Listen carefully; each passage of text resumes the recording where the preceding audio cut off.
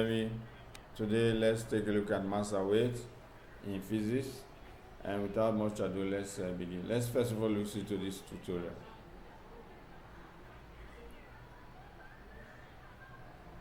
Welcome to this video on mass and weight. Mass is a measure of how much matter is in an object. We measure it in kilograms. Objects with more particles in them have a larger mass. An object's mass is independent of where it is in the universe. For example, this car is 1,200 kilograms on this blank screen. It is also 1,200 kilograms on planet Earth or in the depths of space. Weight is different. Weight is the force on an object from a much larger object's gravitational field. This force always acts to the center of the larger object, such as a planet. Because weight is a force, it is measured in newtons. The moon has less mass than the Earth. The gravitational field of the moon is therefore weaker. This means that an object will have a smaller weight on the moon compared to on the Earth. While mass is the same everywhere, weight depends on where you are. In a weaker gravitational field, you will have a lower weight. Different gravitational fields have different strengths. That strength is defined as the force exerted per kilogram of an object's mass. Gravitational field strength, often referred to as G, has a unit of newtons per kilogram. On Earth, this is 9.8 newtons per kilogram. The weight force acts to the center of the gravitational field. To calculate an object's weight in newtons, multiply mass in kilograms by gravitational field strength in newtons per kilogram. Let's use an exam question to look at weights on different planets. Pay particular attention to the table's headings. A space probe lands on different planets to collect samples for research. The probe has a mass of 700 kilograms. Using figure 1, calculate the difference between the probe's weight on Saturn and its weight on Mercury. Figure 1 lists 3 planets and their respective accelerations of freefall. Crucially, these values are completely equivalent to gravitational field strength. More on that later. First things first, let's write down the equation for calculating weight. To find the difference in weight, we need both values, so we will calculate the probe's weight on Saturn first. Figure 1 shows us Saturn's gravitational field strength. Substituting the mass of 700 kilograms and Saturn's G value of 11 gives us a weight of 7,700 newtons on Saturn. Next, we do the exact same for Mercury, which has an acceleration of freefall of 3.6. Substituting gives a weight of 2,520 newtons. Getting either calculation correct gains a mark. Now we need to find the difference in weight on Saturn and Mercury, which is nice and easy. Writing this out gains the second mark. This gives 5,180 newtons as our difference, but we must give it to 2 significant figures because the values in the question were given to 2 significant figures. So our answer is 5,200 newtons. The right answer to 2 significant figures and with the correct units is the final mark. If you're curious why acceleration of freefall and gravitational field strength are the same, take a look at Newton's second law in the context of a free-falling object where only weight acts on it, and compare this to the weight equation. To summarize this video, mass is our way of quantifying how much stuff there is in an object. Objects with mass experience a force called weight when near the gravitational field of a large body like a planet. Gravitational field strength changes depending on the planet. Planets with more mass have a stronger gravitational field, and weight is mass multiplied by the gravitational field strength. Don't forget to check out all our other fantastic revision resources at Okay, so this is the brief tutorial on weight and mass. Mass is the quantity of matter in an object, the quantity of everything that is contained in an object, while the weight is the gravitational pull of an object towards the center of that particular universe. Okay, so mass is measured in kilogram, the unit is kilogram, and weight, the unit is Newton. Mass is measured with a beam balance, while weight is measured with a spring balance or Newtometer. Okay, mass is same everywhere. The mass of an object, whether you take it to the moon or you take it to the outer space or you is on Earth, the mass is same, but the weight differs in different places. The weight of an object on Earth obviously differs from the weight of the object in another planet or in the moon, because weight is affected by gravity, the value g. Okay, so that's for weight and mass. Now let's take a look at the question. And we already stated that mass, the weight of an object is, we said the weight is the mass multiplied by gravity. The density. Okay, we say weight. Just a moment, because this is lagging. We say the weight is mass multiplied by gravity, or the gravitational field strength. So the value of the gravitational field strength multiplied by the mass given to you gives you the weight. So I think we're done with this. So when the only thing you need to do, you change the value to kilogram if the values are not in kilogram. Remember, 1 kilogram is equals to 1,000 grams. 1 kilogram is equals to 1,000 grams. It's equals to 1,000 grams. So you need to remember this in case the mass is not given in kilogram and you need to convert to kilogram. Okay, so that's mass is just the quantity of matter contained in an object, while weight is the gravitational pull on an object towards the center of the Earth. Weight is a force. Mass is not a force. So weight is measured with a Newtometer or a spring balance. He said an object has a mass of 1 kg and a weight of 10 Newton, right? At a certain place. What is the weight? An object has a mass of 1 kg and a weight of 10 Newton at a certain place.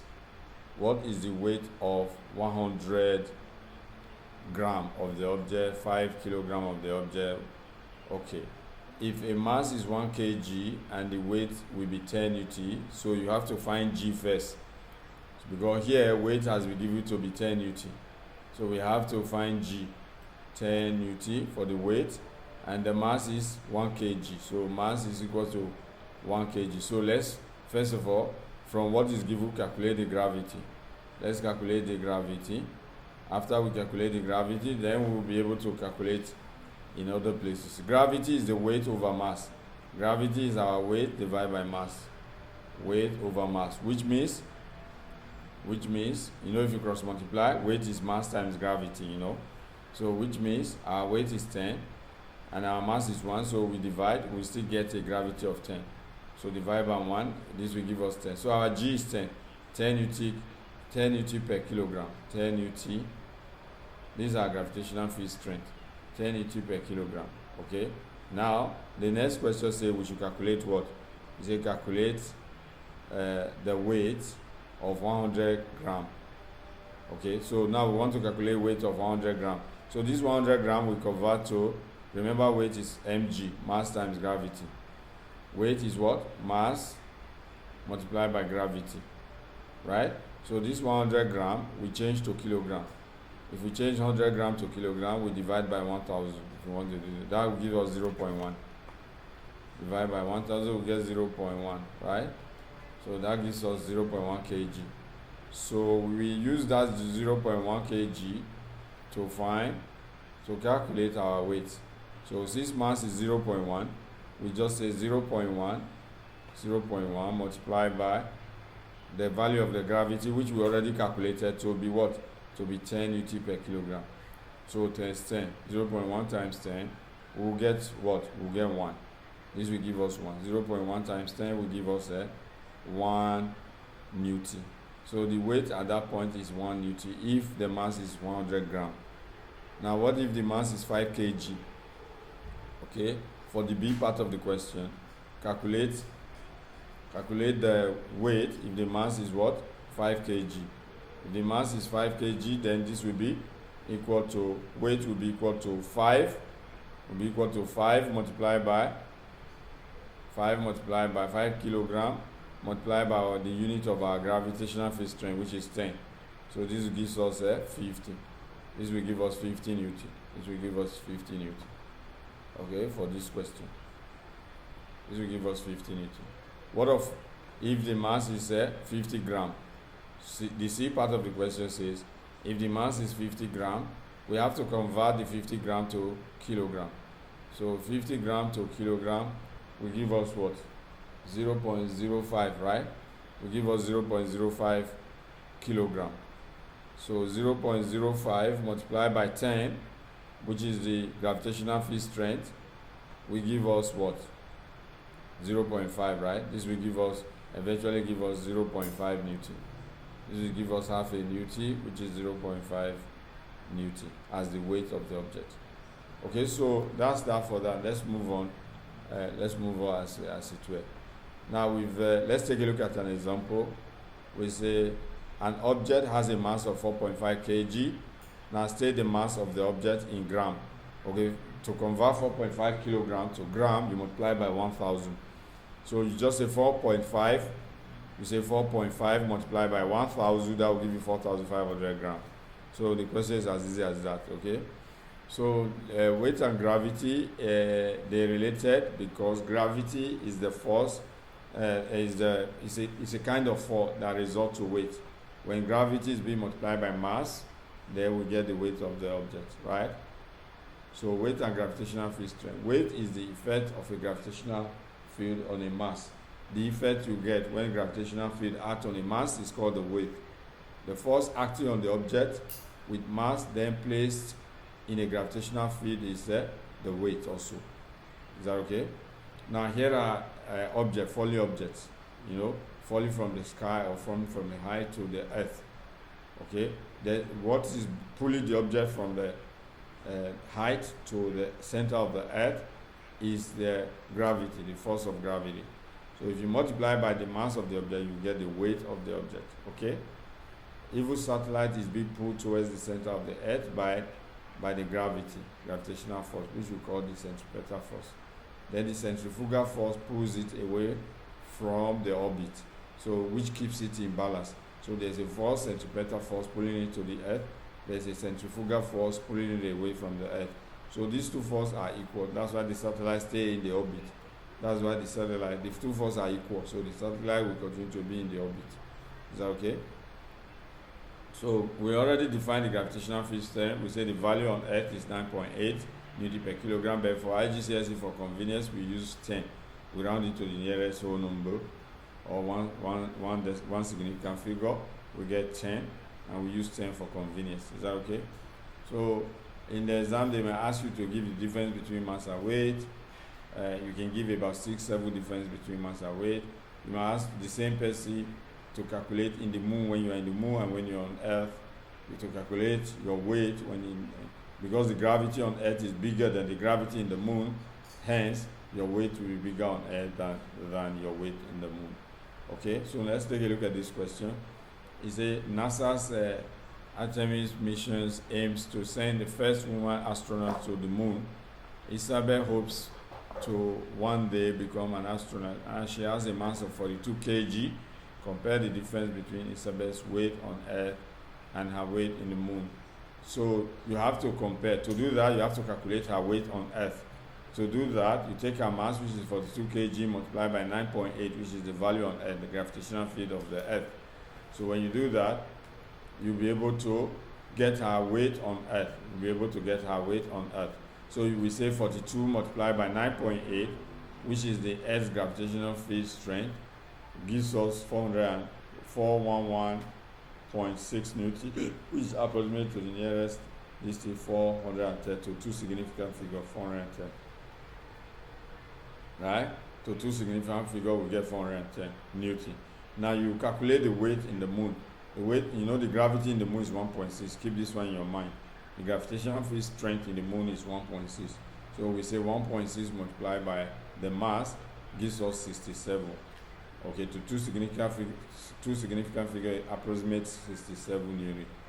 So this is the difference. Okay, so you can begin to explain the difference. Why the weight in the moon, or the weight on Earth is way bigger than the weight in the moon, is because of the gravitational field strength. Is that okay?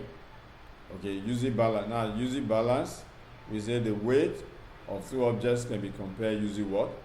A balance. Using a balance. Okay, now because the gravitational field strength is constant everywhere on Earth, then this allows us to measure the mass of the object. Because the gravitational field strength is constant, so we can measure the mass. So you can simply say mass is weight over gravity. Because the gravity is constant on Earth, it's 9.8 or approximately 10. So you're using the same value. So you can calculate mass by dividing the weight of the object divided by the gravity. You'll be able to get the mass. Is that okay? You'll be able to get the mass of the object. Okay, so the other part is density. I think we've done density in chapter 1. The density of an object is the mass per unit volume. Okay, the density of an object is mass per unit volume. However, we've highlighted this in chapter 1. So all we need to do is to a little bit maybe look for a question, one or two questions to solve in density. All right. Okay, now let's take a look. We say density is what? Mass per unit volume. So we just say mass divided by volume. So we'll quickly run through it. Since in chapter 1 we treated this already, let's quickly run through it. So this density is equals to mass over volume. The mass of an object that we just talked about divided by the volume. Volume is for regular shape. Volume can easily be calculated. Okay, I use symbol mass over volume. Okay, density is mass over volume. For regular shape, we can easily calculate the volume of object. Why? Because volume is simply length times width times height. Okay, for regular shape. So if you have a regular cuboid, you pour water in it, you can calculate the volume. Volume is simply what? Length times width. If it's a cube, it's just a length times length. So if it's a cuboid, it's a length times width times height. We can easily calculate that, the volume of a regularly shaped object. The only challenge is irregular shaped object, like a piece of stone. Okay, if you want to calculate, there's no way you can calculate the volume of a stone because it's an irregular shaped object. So what we do when we want to calculate the volume of an irregular shaped object, we take a measuring cylinder. Okay, we pour some water. We calibrate. Measuring cylinders are usually calibrated. Okay, and then we pour some water to set a level, and then we put the stone. The volume of the water will rise. We subtract the volume of the water originally. Let's say we pour water. Let's say here is 10. Here is 20. Let's say here is 30. And let's say here is 40. And let's say here is 50. That's 40. And let's say here is 60. Okay, originally we pour water to 30. We pour water here in this measuring cylinder up to 30 centimeter cube. Water up to 30 centimeter cube level. We pour water up to 30 centimeter cube level. Okay, so and then we already know the volume of the water is 30 centimeter cube because it's up to 30 centimeter cube. And then we put a stone, an irregular shaped stone, like a stone that doesn't really have, a piece of stone like this. You see, you take it and put it here. So when we put it here, when we put the stone here, you see that the piece of stone, the volume of the water will increase. The volume of the water will increase. If we put the stone here, you see that the volume of the water will now increase, maybe from 30 all the way to 50. Now to find the volume of this regular stone is simply what to find the difference in their volume. So volume of stone, V stone, so I write Vs is equals to volume of water plus stone. Volume of water is volume of water. Sorry. Okay. I want to write V here. Volume is equal to volume of water plus stone.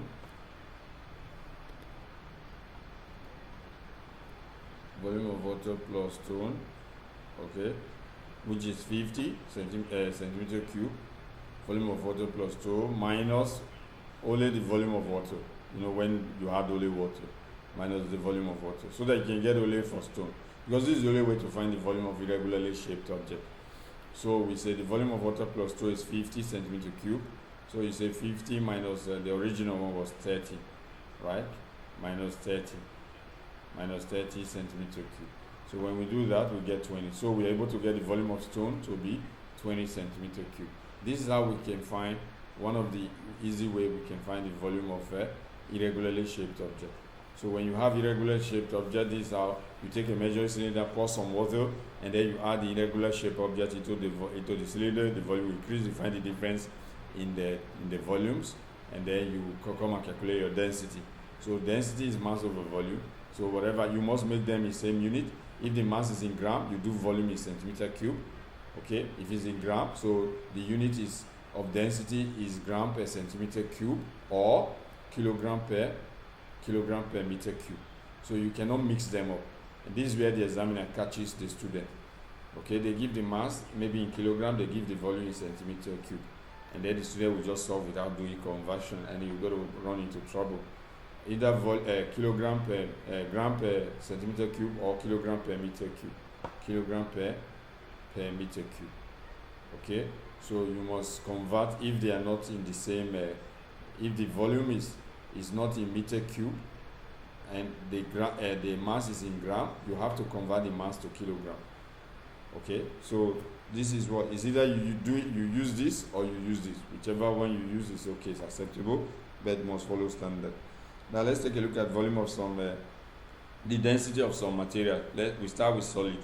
Okay, the density is higher with solid than in liquid, and density is bigger in liquid than in gases. Now density of, let's take a look at the density in gram per centimeter cube. Gram per centimeter cube. Density of aluminium is 2.7 gram per centimeter cube, which is actually 2,000. If you multiply by 1,000, you get like 27,000, right? You get like 27,000. Okay, so 27,000. Density of aluminium. Density. Okay, unless you want to make a table, density of aluminium.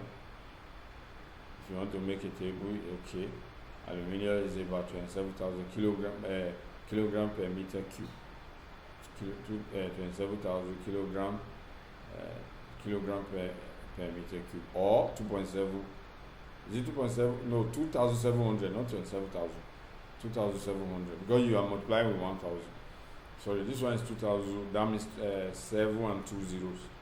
2,700 kilogram per meter cube, or 2.7 gram per centimeter cube. Then for copper is 8.9 gram per centimeter cube, which is 8,900 gram per centimeter cube. For iron is 7.9 gram per centimeter cube, which is 7,900 gram per centimeter cube. For gold is 19.3 gram per centimeter cube, or 90,300 for gold. So the density of gold is very high, 90,300 kilogram per meter cube. Okay, these are for solid. Wood varies. Wood, you have density of some wood from 400 kilogram per meter cube to up to 1,200 kilogram per meter cube. Okay, ice is 0.92 gram per centimeter, which is 920 kilogram per meter cube for ice. Okay, so all of these things you need to know. For liquid and gases, you need to know. So we already know the calculation that density is mass over volume. And usually we use this triangular formula so that you don't forget. Density is mass over volume, so that you don't forget. Many things, especially in chemistry and physics, we always draw a small triangle to relate a formula. Density, the symbol is like this. It's like E but not E. We call it rho. Density is mass over volume. You can use D if you want mass over volume. So if you want to calculate mass and you see the question gives you volume and density, you want to calculate mass, you say mass is density times volume. Mass is what? Density times volume. So mass is not only weight divided by gravity. Mass is not only weight. So this is the second formula now for mass.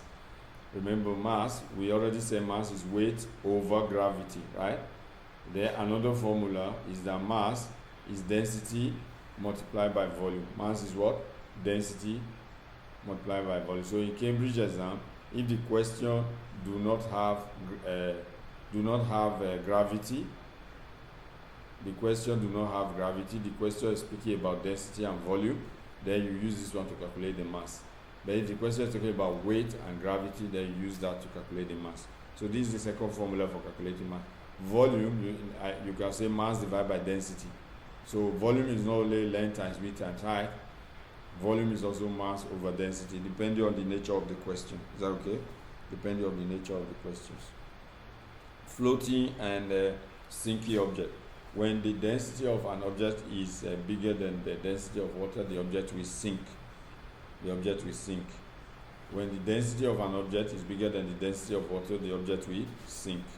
But when the density of an object is less than density of water, you know the density of water is 1000. Density of water is 1000. Okay, my writing board is quack today. It's not efficient. Density of water is 1000 kilogram per meter cube. Right? 1000 kilogram per meter cube.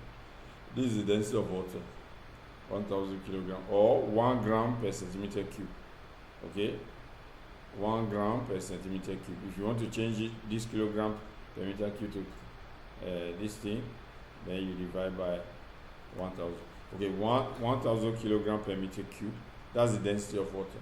So anything that goes into water, if the density of that is bigger than 1000, then the object will sink. But if the density of the object is less than 1000 kilogram per meter cube, then the object will float on top of the water. Now the wood that is used for making ship that sail in water, the density of the wood is less than 1000, probably around 400.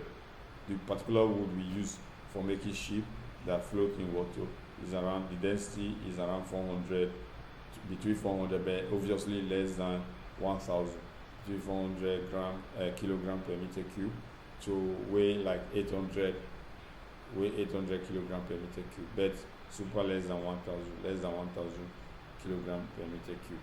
Okay, once the density of object is bigger than 1000, the object will sink, it will not float. Okay, so with this we've come to the end of our today's class. Thank you for joining us.